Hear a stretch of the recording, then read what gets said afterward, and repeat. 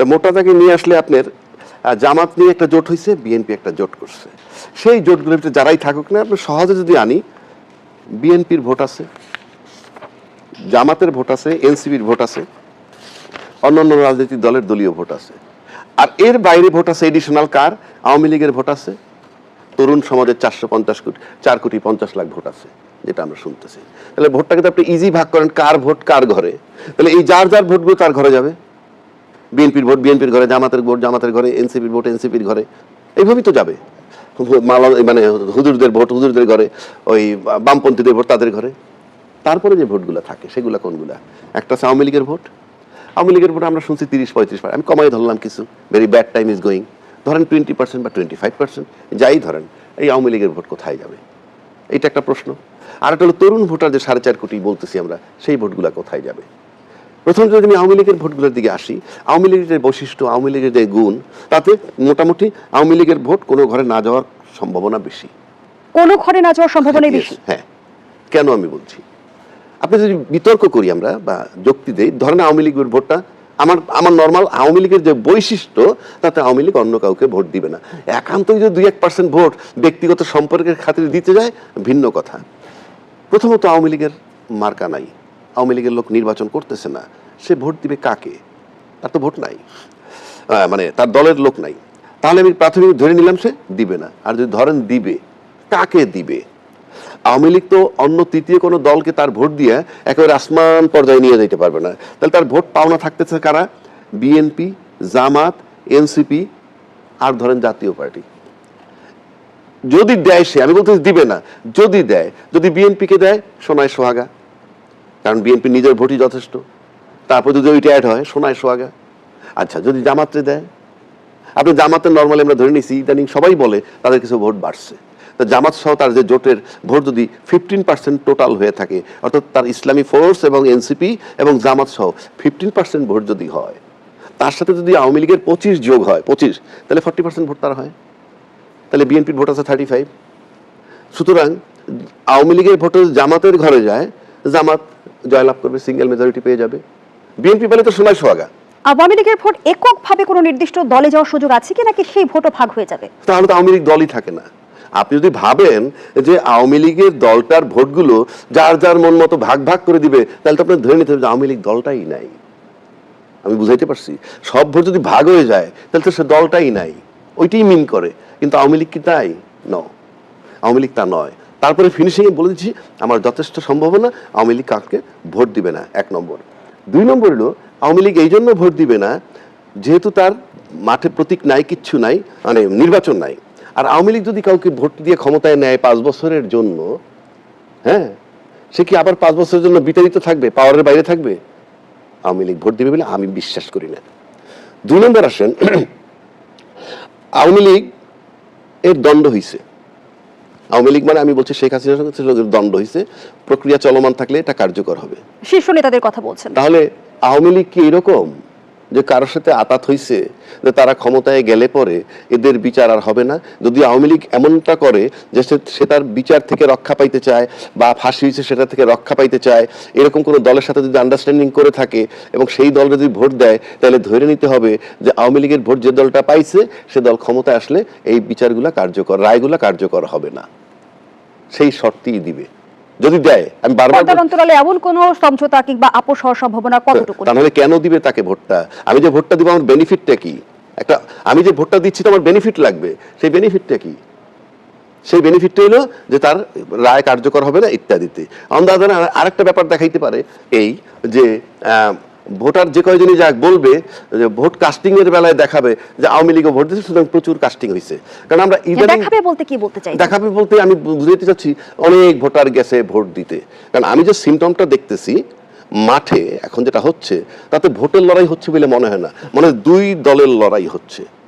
সেই কারণে আমি বলছি, যদি ভোটার উপস্থিতি এবারও দেখাতেই হয়, তাহলে আসলে 14, 18 কিংবা 24 থেকে কি পরিবর্তন আমরা পরিবর্তন আমরা কিছুই হয়নি, কারণ আমরা 5ই আগস্টের জায়গায় দাঁড়াই আছি। এইবার আসেন 4.5 কোটি ভোটারের কথা বলতেছি। আপনি আওয়ামী লীগ যে 15 বছর ক্ষমতায় ছিল, এই 15 বছরে কিন্তু এই যে 4.5 কোটি ভোটার, তরুণ ভোটার, তারা আওয়ামী লীগ ছাড়া কাউকে দেখে নাই। এবং আওয়ামী লীগের উপর তারা বিরোধ থাকুক আর যাই থাকুক না কেন তাদেরকেই দেখছে। কিন্তু জামাত আর বিএনপি তাদেরকে মাঠে মানে বিরোধী দল হিসাবেও দেখে নাই, পার্লামেন্টে দেখে নাই, জামাত তো নিষিদ্ধই ছিল। তাহলে 5ই আগস্টের পর থেকে আজকে পর্যন্ত যে রাজনীতির মাঠের অ্যাক্টিভিটিসটা সেটা কিন্তু এই তরুণ ভোটাররা দেখছে। সুতরাং সেই তরুণ ভোটাররা যদি দেখে যে এখন যারা মাঠে নির্বাচনের জন্য আছে তাদের কোনো অ্যাকশন ফেসিজমের পক্ষে যায় বা প্রতিষ্ঠানের পক্ষে যায়, তাতে তাদের যথেষ্ট সম্ভাবনা আছে ওই ভোটগুলো থেকে বঞ্চিত হওয়ার জন্য। তাহলে ত্রয়োদশ নির্বাচনের সবচেয়ে বড় ফ্যাক্টর কোনটি হতে যাচ্ছে? তরুণ ভোটারদের ভোট তরুণ নাকি ভোটার আওয়ামী লীগের সমর্থকদের তরুণ ভোট? ভোটার একটা বিরাট ফ্যাক্টর হতে যাচ্ছে। পাশাপাশি আমি ব্যক্তিগতভাবে বলি যে আজকে আওয়ামী লীগ যদি আমি কমায় ধরলাম যে 25% রিপ্রেজেন্ট করে, আর বারবার বলছি তো 25% রিপ্রেজেন্ট করে, আমরা যেহেতু সবাই রাজনীতিতে কি বলে সবাই ইনক্লুসিভ নির্বাচন চাই, গ্রহণযোগ্য নির্বাচন চাই, তাহলে আপনি 25% ভোটার যদি থাকে সেই 25% ভোটারকে বাদ দিয়ে মানে 1/4 অফ দ্য পপুলেশন তাদেরকে বাদ দিয়ে নির্বাচনটা যে আপনি করতে যাচ্ছেন সেটা কতখানি গ্রহণযোগ্য হবে আওয়ামী লীগের কাছে? 1 2 আওয়ামী লীগ দল যেহেতু ব্যান্ড নয়, রাজনৈতিক দল সবাই যখন আমরা চিৎকার করে বলি আমরা ভালো গণতন্ত্র চাই, সুন্দর নির্বাচন চাই, তাহলে রাজনৈতিক দলরাই বা কেন এই আওয়ামী লীগরে বাইরে রেখে নির্বাচন করতে চাচ্ছে? 1 আবার আওয়ামী লীগের ভোট প্রত্যাশা করতেছে কি কারণ? আওয়ামী লীগের ভোট প্রত্যাশা করবেন, তাকে ব্যান্ড করেন নাই, আবার তাকে নির্বাচনে আসতে দিবেন না। আমি তো ভাই এটার পক্ষপাতী না। এটার মানে এই না যে আওয়ামী লীগ নির্বাচনে আসুক আমি চাই, এটা না। আমি বলছি আমি যদি তার স্বৈরাচার ধরি তাহলে ব্যান্ডই করব। আমি যখন ব্যান্ড করলাম না তাহলে তার রাজনৈতিক অধিকার নষ্ট হবে কেন? আর মামলা ফলাফল যাই হোক, মামলা কিন্তু আসামি অলরেডি হয়ে গেছে, হয়তো রায় হয় নাই, তা আসামি হিসাবে যাদের নাম আছে তারা বাদ থাকুক। অন্যান্য রাষ্ট্রদূতরাও তো বলতেছে আমরা ইনক্লুসিভ নির্বাচন চাই। পররাষ্ট্রমন্ত্রী আব্দুল মোমেন সাহেব বলছেন আমরা বিদেশে বসে কিন্তু বসে নাই, আমরা কাজ করছি, নানান জনের সাথে লাভ করি। আমি সেই দৃষ্টিকোণ থেকে আমি একমত, আপনি 25% অফ দ্য পপুলেশন বাদ রেখে আপনি নির্বাচন করতে পারেন। আর যে রাজনৈতিক দলগুলো এদেরকে বাদ দিয়ে নির্বাচন করতে চায় অবশ্যই তারা আওয়ামী লীগের নিয়ে বদার কেয়ার করে ভয় পায়, তাই খোলা মাঠে তারা নির্বাচন করতে চায়। আসন পেয়েছে, আর যখন বিএনপির সঙ্গে তারা জোটবদ্ধ নির্বাচন করেছে তারা 18টি আসন পেয়েছিল সর্বোচ্চ। সেই 18টি আসন পাওয়া দল কি করে প্রায় 150+ আসন তারা পেতে যাচ্ছে বলে দাবি করছে, বিভিন্ন জরিপ সেগুলো বলছে। অর্থাৎ আওয়ামী লীগ সমর্থকদের ভোট কিংবা তরুণ ভোটারদের ভোট কি সমীকরণ পাল্টে দিতে পারে কিনা সেটা তো আর পরের কথা। এর আগে যে জামাতের যেই ছলে বলে কৌশলের নানান রকমের ঘটনা আমরা দেখতে পাচ্ছি, তাতে কিন্তু মনে হয় যে এইখানে তারা এক ধরনের হাইপ তুলছে যার বাস্তবতার সাথে যার অনেক দূরত্ব আছে। কিন্তু এই জায়গাগুলোতে এখন আওয়ামী লীগের ভোটার কি করবে কিংবা তরুণ ভোটাররা কি করবে, এখন তরুণ যে ভোটাররা তাদের সামনে কিন্তু একটা রক্তাক্ত 24-এ গণ অভ্যুত্থান আছে, এবং তারা কিন্তু দেখেছে যে আওয়ামী লীগের দুঃশাসন এবং ইত্যাদি সবকিছু তারা দেখেছে, এবং গণতন্ত্রের প্রতি যে তাদের একটা সমর্থন তারা ব্যক্ত করেছে সেই আন্দোলনে যুক্ত হয়ে। কিন্তু একই সাথে আওয়ামী ও সমমনারা 12 বছর নির্বাচন করেছে, এবং তারপর এবার দেখা যাচ্ছে বিএনপি ও সমমনারা নির্বাচন করেছে। অর্থাৎ আপনি যদি দেখুন যে আওয়ামী লীগ যদি উপস্থিত থাকতো তাহলে কিন্তু বিএনপি ও জামাত জোট হয়ে যেত। যেহেতু আওয়ামী লীগ নাই, এই ফাঁকা মাঠে তারা কিন্তু নির্বাচন করছে, এবং তারা পরস্পর অনেক বড় প্রতিদ্বন্দ্বী হয়ে গেছে। এবং এখন জামাত তো না একেবারে হুঙ্কার ধ্বনি দিয়েছে বিএনপির বিরুদ্ধে। তো ওই জায়গায় আপনি দেখুন যে ক্ষমতার রাজনীতি কতখানি প্রাধান্য পাচ্ছে। ভাই যেমনটি বললেন যে অন্য রাজনৈতিক দলগুলো আওয়ামী লীগের ব্যাপারে কথা বলে না কেন, কারণ বড় প্রতিদ্বন্দ্বী না থাকলে তাদের জন্য সুবিধা হয়। আপনি তার ফাঁকা মাঠে তারা নিজেরা যেমনটি অ্যাডভোকেট আবহিনা রাজাকে কিছুক্ষণ আগে বলছিল যে তিনি মনে করছেন আওয়ামী লীগের সমর্থকরা ভোট দিতে যাবেন না। আমরা যদি তর্কের খাতিরে ধরে নেই যে আওয়ামী লীগের সমর্থকরা ভোট দিতে গেলেন না, লাভবান হবে কোন দল? আওয়ামী লীগের সমর্থকরা এবার একটা বড় ধরনের ফ্যাক্টর হিসেবে কাজ করবে। কিন্তু আমার কেন যেন মনে হয়, এটা আমার ব্যক্তিগত ধারণা, যে এলাকা ভিত্তিক নির্বাচন তো, এবং এলাকার মানুষ কিন্তু রাজনৈতিক পরিচয়ের চাইতেও বড় একটা ব্যাপার থাকে যে একে অপরকে চেনে। এবং এই এতদিন পর একটা ভোট হচ্ছে, এইবারের ভোটটা কিন্তু আমিডামির ভোট হবে না, রাতের বেলা ভোট হবে না, ভোট কিন্তু হবে, এবং সেই জায়গায় মানুষ কিন্তু ভোট দিতে যাবে। এবং যা তার সামনে আছে, যেহেতু আওয়ামী লীগের প্রার্থী নেই, এর মধ্যেই মানুষ বেছে নেবার চেষ্টা করবে, এবং এই আওয়ামী লীগের ভোটগুলো এলাকা ভিত্তিক বিভিন্ন জায়গায় যাবে। এবং যেহেতু এবার বিএনপি তাদের যে উদারপন্থার জায়গা থেকে অনেকখানি মুক্তিযুদ্ধ ইতিহাস ঐতিহ্য নিয়ে কথাবার্তা বলছে, এবং সাম্প্রদায়িক রাজনীতির বিরুদ্ধে তারা দাঁড়িয়ে গেছে, তো সবকিছু মিলিয়ে, এবং তারেক রহমান এবং সব নতুন যেই নেতৃত্ব, আমার তো মনে হয় যে প্রগতিশীল যে বড় একটি অংশ সেটা কিন্তু ওই বিএনপির পক্ষেই সমর্থন দেবে। এবং সেটাই আমরা যে গত 1.5 বছরের যে মব সন্ত্রাসী দেখলাম, গণমাধ্যমে হামলা দেখলাম, আমরা দেখলাম যে ছায়ানট এবং উতিচির মধ্যে হামলা, সাংস্কৃতিক বিভিন্ন কর্মকাণ্ডের হামলা, আমাদের মানুষ তো আসলে অসাম্প্রদায়িক, এই জিনিসগুলো তারা নিশ্চয়ই অ্যাড্রেস করবেন বলে আমার ধারণা। কিন্তু আমরা পর্দার অন্তরালের কথা যদি তুলে ধরি, আমরা তো দেখছি যে আওয়ামী লীগের সমর্থকদের ভোট নিয়ে রাজনৈতিক দলগুলোর মাঝে এক ধরনের কাড়াকাড়ি চলছে। অনেকেই আবার দেখা যাচ্ছে আওয়ামী লীগ সমর্থকদের মামলা প্রত্যাহার ও নিরাপত্তার আশ্বাস দিয়েও ভোট চাইছে। এগুলো কি রাজনৈতিক দলগুলোর নির্বাচন কেন্দ্রিক কৌশল? অবশ্যই। এবং আপনি দেখুন যে আসলে আপনার যদি একটি পরিবারের সদস্যের কথা ভাবেন, যে আপনার ভাই বা গুরুত্বপূর্ণ কয়েকজন সদস্য বিভিন্ন চুরি ডাকাতির সঙ্গে যুক্ত হয়েছে, আপনি কি তাকে আপনার পিতার সম্পত্তি থেকে বাদ দিতে পারবেন? তা তো পারবেন না। কাজেই তাদেরকে একটা রিকনসিলিয়েশনের মধ্যে আপনাকে নিতে হবে।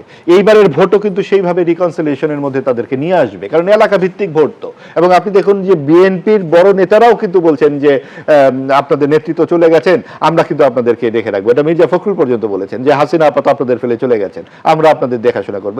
এমনকি জামাত এনসিপিও সেই সুরেই কথা বলছেন। কাজেই এই অবশ্যই কৌশল, এবং শেষ পর্যন্ত এলাকা ভিত্তিক ভোট, নিজের এলাকার মানুষ শেষ পর্যন্ত সবাই তো আত্মীয়তার সূত্রেই আবদ্ধ।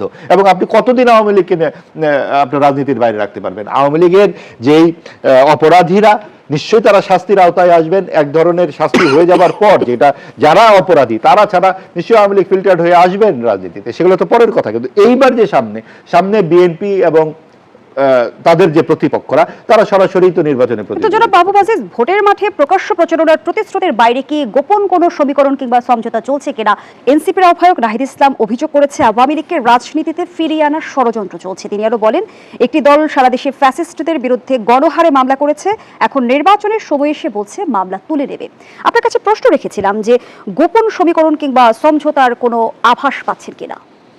আসলে গোপন সমঝোতার সময় তো আর নাই, যা হয়েছে প্রকাশ্য সমঝোতা। বিশেষ করে যে এনসিপির কথা বললেন, এই দলটির রাজনীতির তো যে পরিস্থিতি, এটা তো কোনো যুক্তির সাথেই মেলে না। গণ অভ্যুত্থানের আকাঙ্ক্ষা কি এভাবে একটি সাম্প্রদায়িক দলের সঙ্গে বিলীন হয়ে যাওয়ার মতো এটা ঠিক হলো, যুক্তিসঙ্গত হলো? নাহিদ ইসলাম সহ তরুণ নেতৃবৃন্দ যেভাবে প্রগতির কথা বলতেন, যে ভাষায় আক্রমণ করেছিলেন জামাত ইসলামীকে, তারা কি করে সামান্য কয়েকটি আসনের বিনিময়ে পুরো দলের ভবিষ্যৎ অন্ধকারে নিমজ্জিত করলেন? দেখুন, যেই 16ই জুলাই 24 সালে আমরা যেই নারীর ব্যাপক অংশগ্রহণ দেখেছিলাম বেগম রোকেয়া হলের যে মিছিলটাতে, আপনার মনে পড়ে, তুমি কে আমি কে, রাজাকার রাজাকার, কে বলেছে স্বৈরাচার স্বৈরাচার, যদিও এখন অর্ধেক স্লোগান বলা হয়। তো সেই নারীরা কোথায়? সেই নারীদের অধিকাংশই বেরিয়ে এসেছে এনসিপি থেকে, এবং তারা বলছে যে ফ্যাসিস্টকে পুনর্বাসিত করা হবে। ফ্যাসিস্ট আসলে কারা? এনসিপি যে জামাতের সঙ্গে যুক্ত হয়েছে, জামাতের পরিচয়টা কি? আওয়ামী লীগ 1400 হত্যাকাণ্ডের অপরাধী, জামাত 1971 সালের 16ই ডিসেম্বরে যে আত্মসমর্পণের দলিল এখানে স্বাক্ষরিত হয়, সেখানে পরিষ্কার লেখা আছে পাকিস্তানি সিভিল আর্ম ফোর্সেস, সেনা নৌ বিমান বাহিনীর পাশাপাশি পাকিস্তানি সিভিল আর্ম ফোর্স সেখানে আত্মসমর্পণ করে। সিভিল আর্ম ফোর্স কারা? এই জামাতে ইসলামী রাজাকার বাহিনী। আপনি 14 ডিসেম্বর 1971-এর ঘটনা জানেন, যে আমাদের শহীদ বুদ্ধিজীবীদেরকে কিভাবে ধরে ধরে নিয়ে যাওয়া হয়েছে। সেখানেও ছাত্র শিবিরের তৎকালীন ছাত্র সংঘের সভাপতি ছিলেন জড়িত। তারা আবার পরবর্তীতে মন্ত্রীও হয়েছিলেন বিএনপির সাথে জোটবদ্ধ হয়ে। অর্থাৎ বিএনপির কিছু দায়, কিন্তু কিছু না, অনেক বড় ধরনের দায় আছে, কারণ এই রাজাকারদের গাড়িতে পতাকা তুলে দিয়েছিল বিএনপি। আমরা আবার নির্বাচন এলে কিন্তু দেখি যে স্বাধীনতা বিরোধী বনাম গণতন্ত্রের এক ধরনের বাইনারি তৈরি করা হয়, সেটিও কি নির্বাচন কেন্দ্রিক কিনা? সেই প্রশ্নটি আমি রেখে যাচ্ছি, পরবর্তী অংশে আপনার কাছে আমি সেই ব্যাখ্যাটি শুনবো। ধন্যবাদ জানাচ্ছি। এ পর্যায়ে অ্যাডভোকেট আবহিনা রাজ্জাকী নারীর দলীয় প্রধান হওয়ার প্রশ্নে আল জাজিরাকে জামায়াত আমির জানিয়েছেন, এটা সম্ভব নয়, আল্লাহ যা সৃষ্টি করেছেন আমরা তা পরিবর্তন করতে পারি না। জামায়াত যদি আদর্শিক রাজনীতির কথাই বলে থাকে, তাহলে জামায়াতের হিন্দু প্রার্থী কৃষ্ণ নন্দী ভবিষ্যতে কোন আদর্শ ধারণ করবে? ধন্যবাদ আপনাকে। আসলে যখন আপনি রাজনীতির ভিতরে এই আল্লাহ, রাসূল, খোদা এই বিষয়গুলো নিয়ে আসেন, তখন না এগুলার জবাব দেওয়া আমাদের মতো সাধারণ লোকের পক্ষে খুবই কঠিন। এই কারণে যে আপনি আল্লাহ আনসিন একটা ইস্যু, আল্লাহ আনসিন একটা ইস্যু। এখন আপনি যদি হোল ইউনিভার্স চিন্তা করেন, তাহলে কোনো না কোনো অদৃশ্য শক্তি ইউনিভার্সকে চালায়, সেটা ভিন্ন আসপেক্ট। কিন্তু আপনি যদি বলেন এইটা, যেমন রাষ্ট্র আইন করে, রাষ্ট্র আইন করে কি করে? আমি তাকে খুন করলাম, এর বিনিময়ে কিন্তু আপনার 10 জন হলে আমাকে পিটিয়ে মারতে পারবেন না। রাষ্ট্রের আইন হইল আমি যদি তাকে হত্যা করেছি, প্রয়োজন আপনি আমাকে ধরে পুলিশের কাছে সোপর্দ করতে পারেন, রাষ্ট্র বিচার করবে। এটা হলো রাষ্ট্রে যে আইনটা বানায়। এখন যদি আপনি আল্লাহর আইনটা আনেন, আইনটা তো আল্লাহ বানাইছে।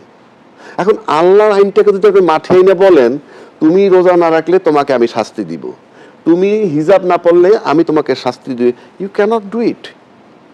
রাষ্ট্রের আইন যখন আমি হাতে তুলে নিতে পারি না, যে ন্যায় যে মব করে, বুঝছেন মা ভাই, যে ন্যায় হাতে তুলে নেয় মব করে, সেটা ভিন্ন চ্যাপ্টার, সেটা কিন্তু আমি সাপোর্ট করছি না। কিন্তু আমি বলছি রাষ্ট্রের আইনটায় একজনকে হত্যা করলে হত্যাকারীকে আপনি মেরে ফেলতে পারবেন না, রাষ্ট্র বিচার করবে। একইভাবে আল্লাহর আইন আপনি কায়েম করতে চান, ভালো কথা, আল্লাহর আইন যদি কেউ অমান্য করে পানিশমেন্টটা আল্লাহ দেবে, ইউ আর নোবডি। আপনি ব্যক্তি বা রাষ্ট্র তো সেটার জন্য বিচারই করতে পারবে না ওই আইনে। এটুকু আমি সিম্পল বললাম। এখন আপনার কতগুলো বিষয় আছে, যেমন মাহবাই একটা কথা তুলছেন, আমি খুব বিনয়ের সাথে বলছি।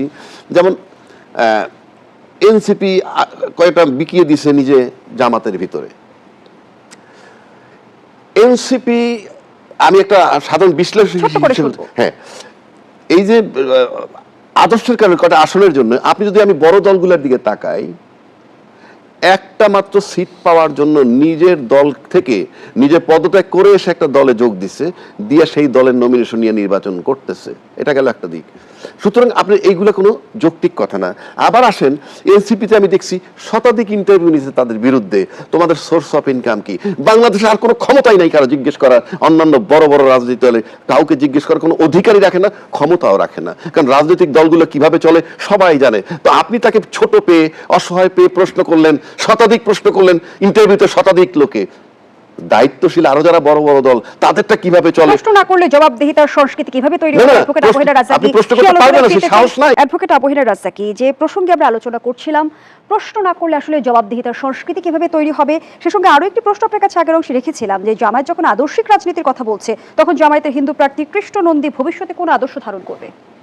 ধন্যবাদ আপনাকে। এটা আমার কাছে ব্যক্তিগতভাবে একটু কনফিউজিং, কারণ আপনি আমাদেরকে জানানো হয় নাই যে ওনার কি গঠনতন্ত্রের ভিতরে এরকম ভাগ ভাগ করে বলা আছে কিনা, যে এই ধর্মের লোক হইলে এরকম, ওই ধর্মের লোক হইলে এরকম। বাট আমরা জীবনভর শুনে আসছি যে আর সৎ লোকের শাসন চাই, আল্লাহর আইন কায়েম করতে চাই, ইত্যাদি ইত্যাদি। সেই হিসাবে বিষয়টা একটু কনফিউজিং লাগে। আবার কনফিউজিং লাগে না কেন জানেন?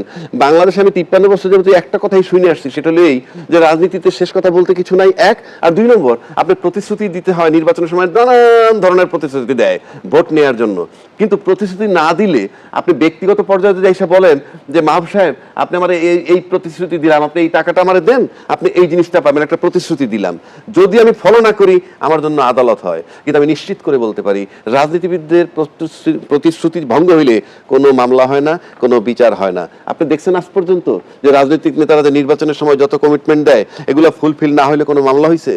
কারণ এটা রাজনীতিতে শেষ কথা বলতে কিছু নাই, এক। আর দুই নম্বর, রাজনীতিতে বইলে অভ্যস্ত এবং ক্ষমতায় যাওয়ার পর আপনি না মানলে কিছুই করার নাই। ইনফ্যাক্ট এই ধরনের প্রতিশ্রুতি দেওয়ার পর যদি বাস্তবায়ন না করে, অতীতেও প্রতারণা করছে, সামনে আমরা প্রতারিত হব। এর বাইরে আমি কিছু দেখি। ধন্যবাদ জানাচ্ছি অ্যাডভোকেট আবু হেনা রাজ্জাকী। জনাব মাহবুব আজিজ, এই যে স্বাধীনতা বিরোধী বনাম সপক্ষের শক্তি, গণতন্ত্র বনাম আমরা দেখছি সৎলোকের শাসন, সবকিছু মিলিয়ে এই যে বাইনারিগুলো আমরা দেখছি, সেগুলোকে নির্বাচনে ক্ষমতায় যাওয়ার সিঁড়ি হিসেবে ব্যবহৃত হচ্ছে কিনা? আরো একটি প্রসঙ্গ যুক্ত করে বিএনপি মহাসচিব মির্জা ফখরুল ইসলাম আলমগীর বলেছেন, তাদের দুজন মন্ত্রীও ছিল, নিজামী ও মুজাহিদ সাহেব, এখন তারা বলছে আমরা নাকি তখন দুর্নীতি করেছিলাম। তাহলে তুমি কি ধর্মপুত্র যুধিষ্ঠির ছিলে? অভিযোগ করে দায় মুক্তি পাওয়া সম্ভব কি?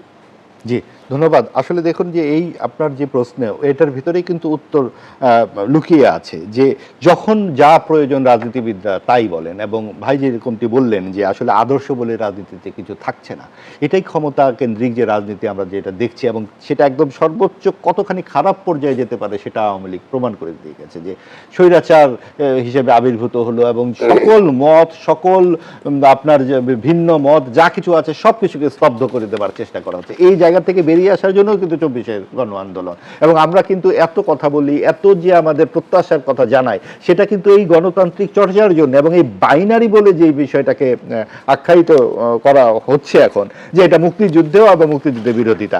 আসলে আপনার যেটা অস্তিত্ব দেশের, যে একটা জাতি এবং দেশ তৈরি হলো, এর বিরুদ্ধে দাঁড়িয়ে আবার রাজনীতি করার কথা আসে কি করে? অর্থাৎ কতখানি আদর্শহীনতা থাকলেই প্রসঙ্গটা আসতে পারে, যেই দল দেশের বিরুদ্ধে দাঁড়িয়ে যায় তাদের হাতেই দেশকে তুলে দিতে হবে, কাজে রাজনীতিটা আসলে কতখানি আদর্শচ্যুত হলে এই পরিস্থিতি তৈরি হয়। আর আজকে যে পরিস্থিতিটা হয়েছে আসলে শেষ পর্যন্ত একটা সময় ছিল যে আমরা ইলেকশন করবো আওয়ামী লীগ, আর এখন ইলেকশনটা হচ্ছে আমরাও মামুরা। এই বিএনপি এবং জামাত যা ছিল তা আমরা মামুরাই কিন্তু কাছাকাছি। ঝামেলা দেখলেই দেখবে যে তারা একসাথে হয়ে গেছে, যেমন আওয়ামী লীগ এবং জাতীয় পার্টি হয়েছিল। জাতীয় সরকার হলেও বিস্ময়ের কিছু থাকবে না, অর্থাৎ এখানে কোনো আদর্শ কাজ করছে না। আমরা প্রত্যাশা করব যে এই নির্বাচনের আগে রাজনৈতিক দলগুলো তাদের ম্যানিফেস্টো দেবে পরিষ্কারভাবে। জামাতকে জানাতে হবে তারা শরিয়া আইন করবে কি করবে না। তারা আল জাজিরার সাথে সাক্ষাৎকারে তাদের আমির বলেছে, হ্যাঁ আমরা ধাপে ধাপে শরিয়া আইন করব। এক সময় বলতো কিন্তু শরিয়া আইন করবে, ইসলামিক আল্লাহ শাসন চাই। এখন যেই দেশের 90 থেকে 92% মানুষ একটি বিশেষ ধর্মের, তাদের জন্য যদি আবার সুযোগ সুবিধা করা হয়, সেই দেশের পরিস্থিতিটা কি দাঁড়াবে? এটা তো প্রয়োজন নাই। আমরা যে যার ধর্ম যার যার ঘরেই পালন করি, এবং এটা তো শতাব্দী পরম্পরায় চলে আসছে। তাদের জন্য তো কোনো রাজনৈতিক দলের এখানে ধর্ম প্রবর্তনের করার প্রয়োজন নাই। রাষ্ট্রটা ইহজাগতিক প্রতিষ্ঠান। আমরা গণতন্ত্র এবং বাকস্বাধীনতা ইহজগতে চাই, আমরা স্বর্গে গিয়ে গণতন্ত্র চাই না। ধন্যবাদ। এই বিষয়গুলো আমাদেরকে এই নির্বাচনে খেয়াল রাখতে হবে।